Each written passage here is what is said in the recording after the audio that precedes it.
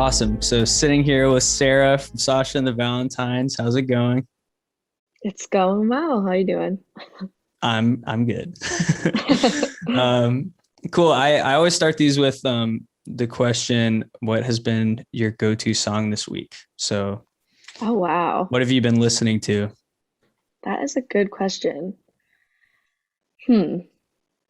I'm kind of very obsessed with this song, specifically called Naked by Bickle.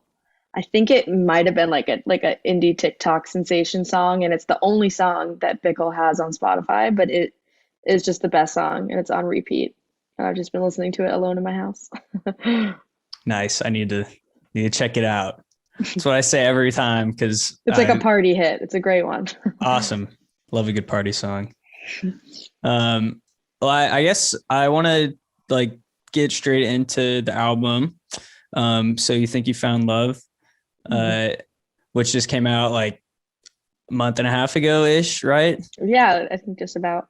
Cool. So I know like those songs, like you guys had those songs for a pretty long time, and like we're kind of forming them um, over a few years.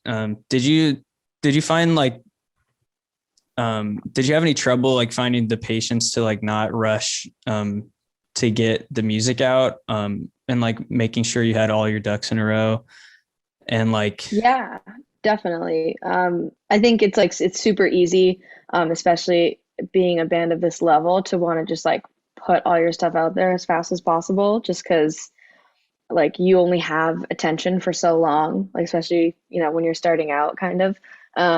But I think it was important for us that the songs themselves were super fleshed out. And usually like the process is kind of I would write the demos, bring them to the band, and everyone kind of like made the song better and like grew their parts like while playing them out. And I think it was like the best way we could have done it, especially for this album. And then with the actual recording process, we definitely wanted to take our time finding the right fit because that was really important to us. So we had kind of checked out a couple spots before we landed on Cacophony Recorders with Eric Wofford. nice. Did you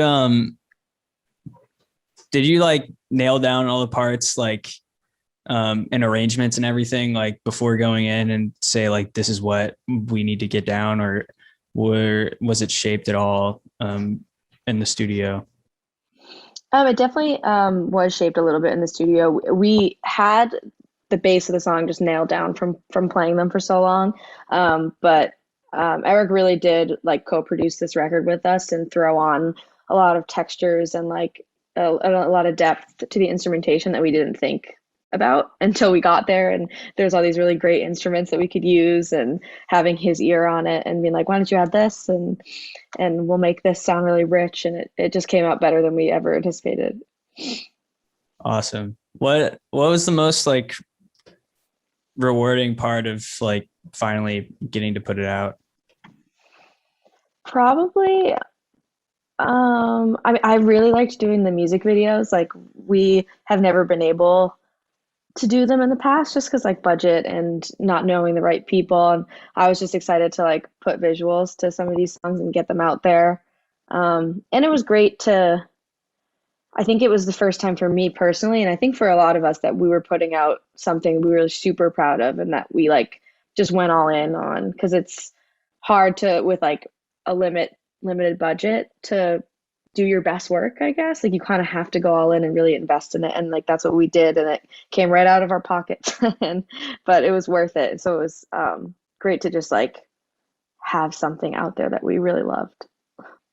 Yeah, that's awesome. It feels like I can like definitely feel that. Like it feels super complete um and like very um meticulous, I guess. Thanks. Which is Appreciate cool. it. Um well I know so like I guess I mentioned this earlier, but I know that like you kind of like formed the songs like after like playing them live over and over and over again. So like Mhm. how is it which song like went through the biggest change from like inception to finally coming out on the album? It's a good question. Um, well, it's funny because I think the song that changed the least is the oldest one. So like Tinder was the oldest one that I had written, and it went through like the least amount of change versus I want to say Don't You Love Me? The demo is pretty different than what it ended up sounding like, just because it was me doing the demo in my bedroom, so it sounded very small, and the song sounds so big now, and in playing it live, like figuring out how to fill the gaps and like make it feel very like lush. So I think that had like a big transformation. And then maybe Sometime because it was the newest one right before we recorded. So I had written it like maybe like a week or two before we recorded, and then we kind of had to like really work on it before we brought it into the studio. Okay, cool, cool. I didn't know like that's cool. Like, did you feel like it was it like we needed like more songs to fill the record out, or was it just like, oh, I just like wrote another song. Like, let's should we put Yeah, it on the album? Like, I think it was like if for me like listening to all the songs in the order that we had selected and listening to our sets, I was like there was almost like a transition missing between like some of the styles of songs because they each kind of have like their own identity. And like toward the end of the record, I was like, we need like another like really bright, like cool song that would like go into I See the Light well, because I See the Light's kind of like random, in my opinion. So that, and I think it would just kind of pop into my head. My writing style can be very like erratic. Like I'm just like, oh, let me just mess around and see what happens. And then it came out. very cool. Um, I was wondering, like, are there any like deeper cuts that you wish like people would like show more love to?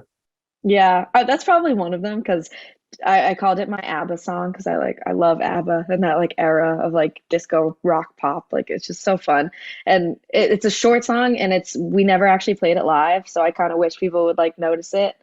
Because it's so fun in my opinion. And then I think like when I talk to people, no one has said that their favorite is Angel, and Angel's my favorite. I think it's going to be one of those ones that might like end up being a favorite in the long run, but like it's just one of my favorites that I've written. I just felt like really proud of the way it came out. Yeah, that's one of my favorites. Oh, cool. Good. But I'll say that Witches is my favorite. Yeah. That But seems to be the favorite, which is awesome. that I didn't expect it. the synth like at the beginning is just so sick. I don't know, good vibes. But oh man, what was I gonna say? Uh, I know like you guys play like in like some different bands, or like if not now, like you have played in different bands. And I was wondering if that like has had any effect on like what you bring to Sasha and the Valentines. Like, has it had any effect on your relationship with this band?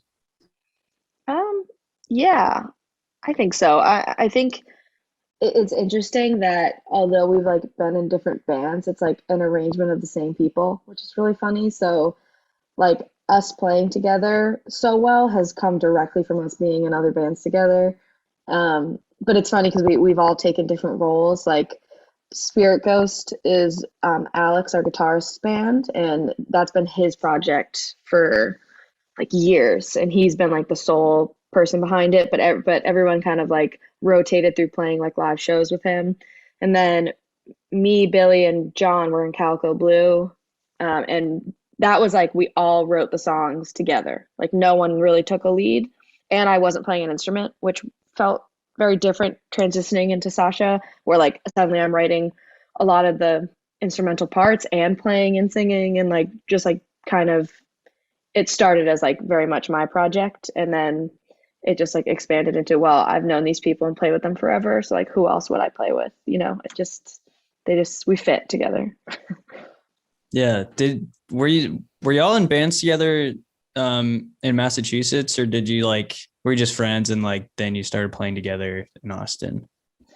So we all met in college in Massachusetts. We all went to UMass. And then I think we met at a party or something, but I was looking to start a band. I was like, I need to be in a band. How do I do this? What are we gonna do? Like, I was just asking people and like trying to like jam with people, which is like so awkward. But then I met John, Billy, and then our friend Eli, and we formed this band Calico Blue, and we were like a Massachusetts, like Western Mass band. And it was very like dark, dramatic, like rock kind of music. Um, and we did that for like like 4 or 5 years, maybe longer. I like feel like time is a blur, but we did that for a long time. And then Alex was in Spirit Ghost in Massachusetts also, and that's how we met Alex because Calico Blue and Spirit Ghost played together a lot. And Tim was also in Spirit Ghost, so we met Tim, and then we all decided to move to Austin eventually. And Calico Blue kind of took a back seat because Eli, like our guitarist, moved on to becoming an architect. So we're like, we still want to be in a band. So I started writing songs, and then that's how Sasha was born, like in Austin for the most part. Very cool. Um, well, I love how like, um, I saw you guys have a zine and like, you like created these cocktails to go with each song on the album. And I thought that was so cool. So I was wondering, is that like, is that kind of thing just like part of the fun of like being in a band, or is that like something you feel like is necessary to like create other things like outside of the music to go like Mhm. to accompany the music or something? Yeah, that's a Sorry, kind good of a question too. confusing wording. No, I think it's a really like good observation because it is something we thought about a lot. Like I think part of it was because we're just all friends and like are just like always hanging out and goofing off together. It was like fun and funny to do a lot of these things, like make drinks. We're all sitting in the kitchen like thinking up drink ideas just to like just bounce off each other because that's like what we were doing. But then yeah, the other part of it totally is like nowadays anyone can be a musician and everyone's on Spotify and everyone's making something. So it's like, how are you any different? And our like relationship to the people who listen to us is so important because we came from playing college house shows. Like we care about the people who listen. So it's like I don't want to just give you music and then ignore you. Like I you can engage with us like as much as you want and we're gonna have things that you can engage with. Like just bonus content. It's great. Yeah, I'm not gonna spend a lot of time talking about this because I do every episode, but um I I just started a band, and I that's like something I always like I see other bands doing, and I'm like, man, like I always wanted to do that. And like now that I'm in a band, I'm like, what can I do like to, I don't know, like a zine seems cool, or like just like, Hmm. fun stuff like that. So I was just thought like, man, like that would be a blast to like be in a band and like do all these fun things around the record. Um, Yeah. And we definitely got inspired from other bands we've just like been around and toured with and witnessed and looked up to. Like it's all their ideas too. uh, yeah, well, I watched your Hotel Free TV set, um, and I mean it looks and sounds awesome. And I do they shoot that at Hotel Vegas? Yeah. Hmm. That's And it was so cool. weird to see it empty. It was just Yeah. just like the camera people and then us. Cool. I've never been there because I just turned 21, and Oh, I was nice. never Cheers. able to go. uh, but I yeah, I thought it was so cool. But I was wondering like how, like what was that experience like shooting that, like, no audience or whatever. I mean, Mhm. you look like you're having a great time. But also I know it was like right after the winter storm, and I can imagine Mhm. like it must have been like kind of dreary vibes. Mhm. So I think I actually can't even remember when we actually recorded it to when they released it, but they reached out to us and we loved Hotel Vegas before the pandemic. We still do, and so we were like, of course, like we'll do a show with y'all. And they kind of explained to us how it was going to work. We're like, they were going to film it, they were going to mix it, edit the sound, and we're like, beautiful, love that, because doing sessions from home and mixing it yourself and doing the sound yourself is like really exhausting. Um, but thankfully, because we had done some sessions before, we were just used to playing to no one. Um, which was sad, but like I think being on stage at Hotel Vegas like felt like homey again. So we kind of had fun with it. And the people that work there are just like awesome people. So they made it really easy. Yeah, I guess I didn't. Man, it makes like I guess you probably like didn't shoot it after the the storm. I didn't really think about the timeline of like having I would to. say I don't even remember like what the timeline was. I'm trying to Yeah. think. That's cool though. It's like it's kind of like a little like KEXP thing or something. Yeah, Um, that's what it felt like. And they did such a good job with like all the how it looked. Like it was beautiful. yeah. Um, like I'm a DJ at KVRX as well, and like I've we have a show called Local Live that's like kind of that kind of thing, just Hmm. live like recordings. Um, so I've been like around that kind of thing, and it's always really fun like to see like local bands do that kind of thing. So I imagine it was cool. Um, Definitely. but well, I have some questions about like the awesome music scene, I guess. So like uh what what's your favorite venue to either play at and also like go see shows in town? Um, Personally, I love Cheer Up Charlie's. I think found them on Instagram before we even moved to Austin, and I was like, we're gonna play there. I like this place. Great vibes, super queer, love it. So I think like it was like one of the first weekends I went and saw a show there, and I was like, this place is awesome. And then we kind of just like made friends with people who went and made friends with some of the bookers, and then eventually when we got like a good set together, we got to play there a ton, and everyone's so awesome that works there, and the crowd was always really great, and it's just like cute and like beautiful. Like I just loved being there. And then we actually played like this tiny bar that unfortunately doesn't even exist anymore called Dozen Street on the east side. And that was kind of like we had a residency there, which was kind of cool for like a smaller band at the time. Like we were really excited to be playing like multiple weekends. And then yeah, we love Hotel Vegas. We played Mohawk, like a really great show and inside Mohawk. Yeah, I mean, the awesome music scene is like no other in the US. I mean, I'm sure people say that all the time, but it's like if you want to be a very seasoned live musician, you should be in Austin. Cool. I don't really have like um a point of reference to like in other big cities like um their music scene. So it's cool that I obviously you do. But yeah, I my only experience with Hotel Vegas was hopefully I'll go there soon, but I picked up Barracuda was selling like some of their old like stuff that they had like around the venue, and they're Hmm. selling like these like fish they had hanging on the wall. And so like me and my roommates like split the cost of this like big fish that was like mounted on the wall at Barracuda. I had to pick That's it up at Hotel awesome. Vegas. um, That's so and cool. yeah, it was pretty bizarre.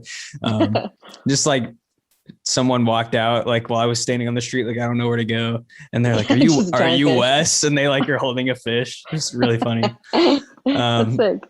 yeah, and then yeah, Cheer Up Charlie's I think was the first place I went to a show in town. Well, I went to like a weird like jazz show my first night in town, but other than that, like cheer ups. I saw like Duncan Fellows or something. Oh yeah, Duncan Fellows was one of the first bands I saw when we got to Austin. Really? Because we got there during South by, like literally like the day before South by is when we moved, and we just like went to the backyard of Hotel Vegas and they were playing, and I was like, oh, this band's sick. That's awesome. Yeah, I'm working on like setting an interview up with them right now, so hopefully that works out. But um, Nice. Good luck. they're like one of my favorite local bands as well, which is cool. So yeah, that was a really weird show. Like just like not knowing like what to expect because I didn't really go to Hmm. concerts like where like because I came here for college, so I like didn't really go to shows like Hmm. where I was from. So it was kind of like weird to like have my first experience with that, like at a Yeah, small club. yeah. Um, I want to know like what it was like for y'all when you were starting out in Austin. Like, did you find that it was easy to like get gigs, or like was it accommodating or not? So I don't know. Hmm. I think like any music scene, like it can be a little hard to break in at first, especially, and especially if you don't have a lot of stuff online. So for Sasha and the Valentines specifically, it was a little hard to book shows right away. But because we were doing a couple shows as Calico Blue and we had like an online following, um, we were able to get a good amount of Calico Blue shows, and then transitioning into Sasha and the Valentines, we just like had those connections from playing, and we just like went to a lot of shows, so I think that's really important, is like the more you go to shows, the more you meet people, the more you, I don't know, just you're not like a stranger anymore. So I think one of the first shows we played though was like a house party, which is always great, because that's what we were used to. um and then yeah, it was just kind of shooting our shot, like emailing different bands that we really liked and we thought we'd fit well on bills, and some of them said no, a lot of them said yes, and then you just kind of go from there.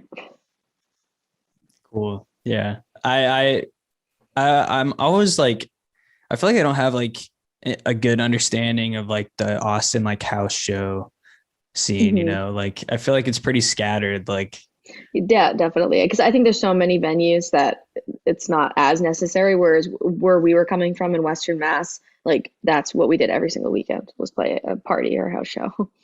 yeah.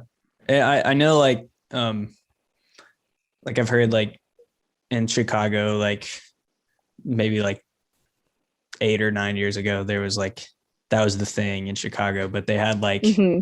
places like houses that like had names for themselves, like Yeah, that um was Boston similar too, because the venues in Boston are hard to get into because there's only a few of them. But yeah, all the like the houses have names. yeah. I'm trying to think of like, oh yeah, there's this I'm really into Twin Peaks, and Hmm. there's a there's this like band camp like set that like they recorded at this place called like Young Camelot, and it's like this weird like DIY venue. um so I just, that's like my understanding of like, I've never like been anywhere where house shows are like the thing. But I would, Yeah. that would be really interesting. Yeah, um it's like a super different world, and it's definitely more based in networking than anything. It's just like you got to know the people, it's not as established. um I guess like I wanted to ask, do you have any um advice for like people wanting to get into the music scene, or like anything to Hmm. watch out for, like as someone like in your 20s like trying to do creative work in Austin? I would just say it's gonna be like really easy to try to um, trend chase or like genre hop, but just like stay original and true to like what you like, because that's always gonna come off as like more authentic, and you're gonna find the fans that want to listen to you. So like don't try to be the coolest person in the room. I don't think it's worth it. I think you're gonna waste a lot of time doing that. And I wish someone told me that like years ago. They're like, don't worry about it.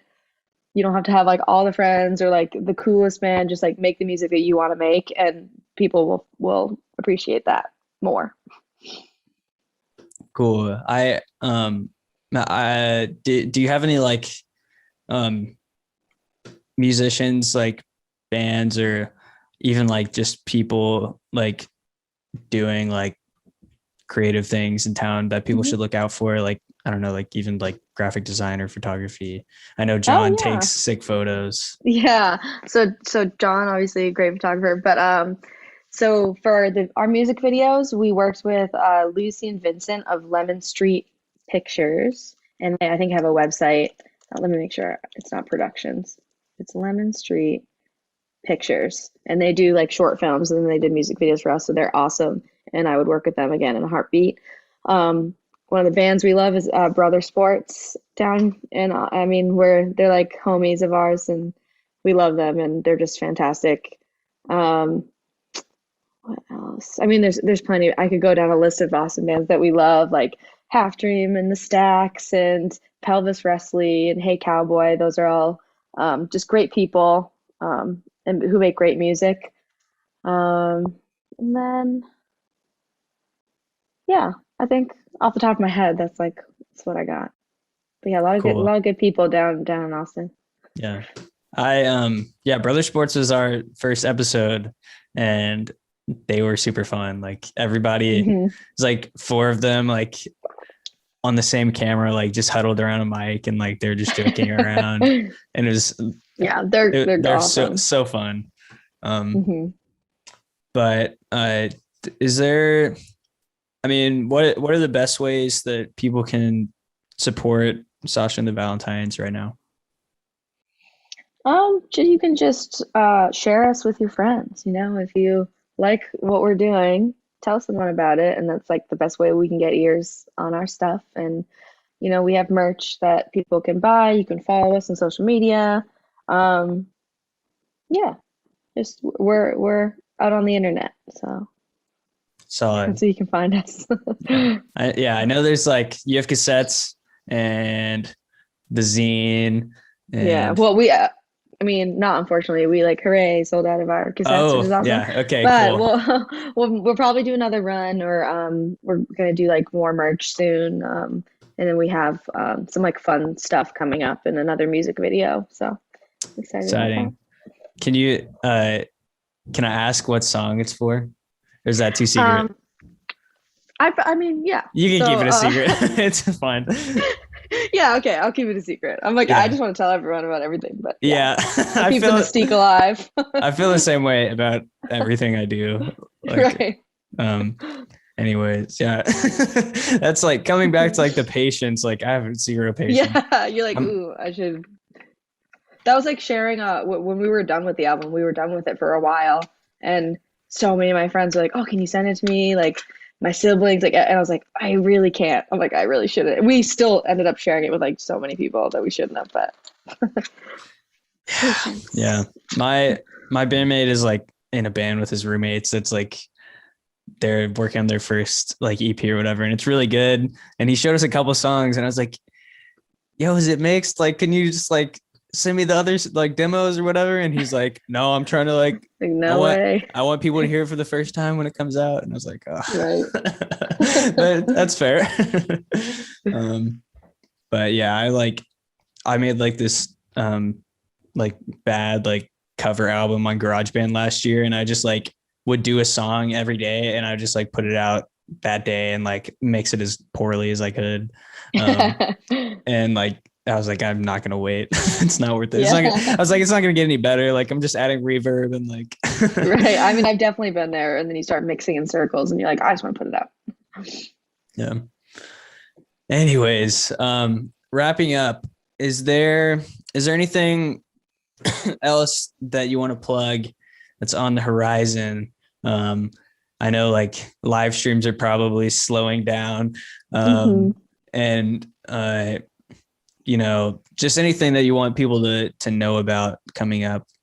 Yeah. I would just follow us on like Instagram or Bandcamp, and we'll definitely be like planning a tour soon, so you can, keep a lookout for that, and that'll be super fun. Exciting. Awesome. All right. That's all the questions I have. So thank you, Awesome. Sarah. And thanks to Sasha and the Valentines. And go check out the record. It's really good. Thanks. That's all I have to say. Hey, well, thanks for having me. Yeah, sweet. Tell John I said hello. I'm sorry I didn't I meet know, I them. will. They're probably like, oh, I think they're texting me.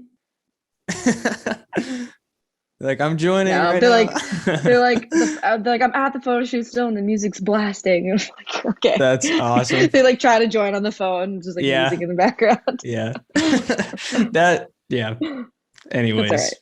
Um, cool. Well, I know like y'all don't have shows coming up or anything, and like things are still kind of iffy on like safety, but hopefully I'll see you guys around town. And you know, hope good luck for the future. It's nice to meet Thank you. you. Yeah, it's nice to meet you too. Awesome. Good interview. Thanks.